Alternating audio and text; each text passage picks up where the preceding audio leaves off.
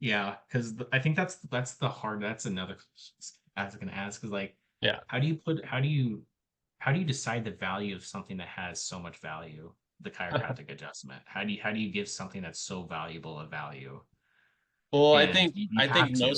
most of chiropractic I think is significantly undervalued, and it's because most I think chiropractic is all over the map when it comes to there's people who are charging $20 an adjustment, and then there's people who are charging 100 plus for adjustments or entrainments or whatever. And I think honestly, like, yeah, you have to keep up with like what's the market kind of in a way. You can't like be charging $5,000 an adjustment, you know. Um, unless I mean, there's guys like Dr. Jason, who I'm sure you've heard, like he's a guy who brings so much value in my opinion that he could probably charge 5,000 an adjustment because he's so, and I think he probably does stuff like that, honestly, because he's flying across and he's almost like the luxury chiropractor that comes out and That's his market and everything. that's Yeah. his market. He adjusts models and professional athletes, and so I Oh yeah, think at that level, yeah, absolutely. If you're yeah. bringing that much value to that, But you have for to think like big. yeah, exactly. But for like somewhere where you live, where it's more hard labor workers, it's going to be um, probably coming up with some sort of an affordable package for a company. So it'll be like, what's their budget? Like, if you could come up with like, maybe just even have like a meeting where you just ask questions and you like meet with a business owner who has like employees and you're like, hey, you know, how many days would you say your employees are coming in, like, let's say, like, or not showing up because they're sick, they have back pain, all these things, right? And if there's like, he might say, oh, it's actually a lot too much, then that's a good problem for you because now you're like, okay, what if we could reduce this by simply getting them chiropractic care, which helps with the pain, but it also helps with your overall health, immune system.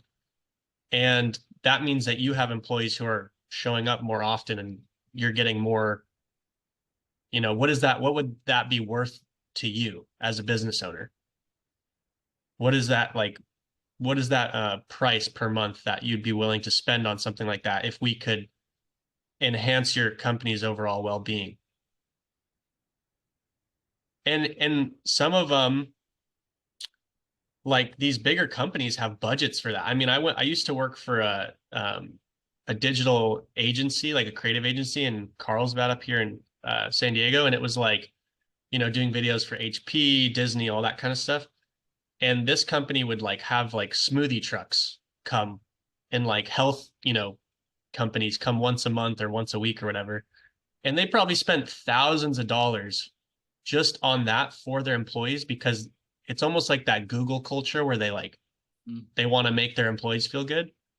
So companies want to invest in their people and show that they care. So I think it's easily like worth thousands of dollars for something like that.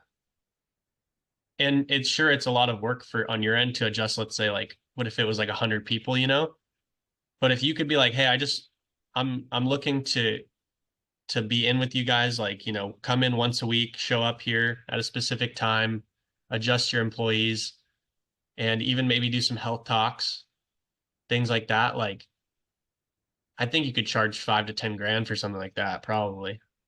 Yeah, that's kind of what I was thinking. You know? Because because I mean, if so my thoughts because they're gonna have to pay PTO anyway. If like someone's sick, they're gonna most likely take PTO. Going like that, you're saving people money in the long run by keeping them up and running. We're saving you money that you can reinvest in your employers, and everybody's happy. Yeah. Yeah. So I think it's just about having that conversation with the business owners, seeing if there's a need, and then drawing out a plan for it. Got it. And then You maybe, definitely gave me in some the more beginning, confidence. what? You definitely gave me more confidence. Yeah, and it's like there's gonna be it's really just about getting your foot in the door with some of these people And whether maybe you might have to take them out to lunch or something and be like, hey, this is, I'm thinking about this.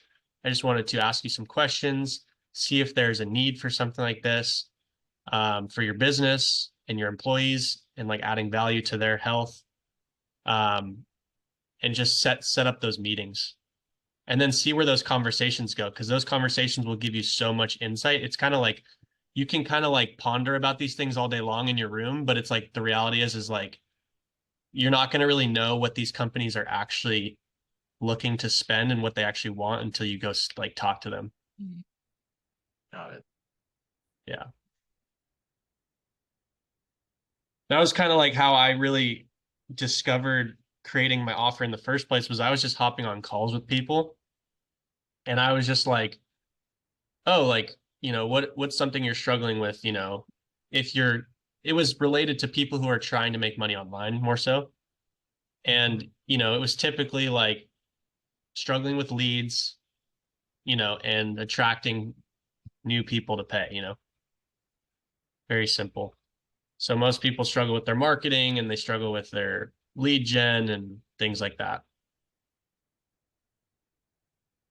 Got it. And I think that's what I want to. I mean, I feel like I'm gonna struggle with that in the beginning, but that's what I'm trying to. If I do B2B, I feel like that's gonna not gonna be as much of an issue. Hmm. Because if I can land one client, I can get referrals to other clients. Exactly. The thing is with your business idea, all it takes is one client serving them well and then potentially getting referred elsewhere, you know? Because I think what scares me, it's like what this last doc had me do at this office. He gave me a whole list of cold call businesses that I had to do. Yeah. And, we got a couple talks and everything from it, but I think the cold leads are what scares me the most Hmm. because it's that negativity that can happen from it, like the Yeah. the no. But then again, the worst they're going to say is no. Yeah. It's what do you think they're going to say? Then you get yelled at by a drywall guy. Yeah, But it's like what's the worst that they're gonna say? Oh yeah, like no, not interested. Okay, no worries. okay, no worries. Go on, move That's why on. I think it's just the cold stuff for you would just be like you're not looking to sell them on anything. You're just looking to have a conversation with them and see where that leads. And then that takes a lot of the pressure off you. And then you can see if there's even the door is open. Yeah, I actually be able to see if the door. Okay, yeah, Because I think that's one of the biggest things that I've learned just making mistakes in the sales process has been like when you're like hungry and you're like, fuck, like I got to make this money, like let's do this. You start like aggressively pitching, and who likes to be sold to? Like nobody, nobody. I right? get it. It's like I get DMs every freaking day, like, hey, do you want me to do this for your business? I'm like, no, no. It's like, just stop. Like it's burning my ears at this point. But if they were to say something different, like, hey, like I love your stuff, um, I think have you considered like they just ask a question or what is it that you're doing that's so successful or whatever in your business or like asking a question, I'm much more likely to respond and be like, oh, okay. My bullshit detector and meter is up, obviously, but it's can you get the conversation going first and then roll into a sales conversation? I think that's what I'm probably gonna have to train on more.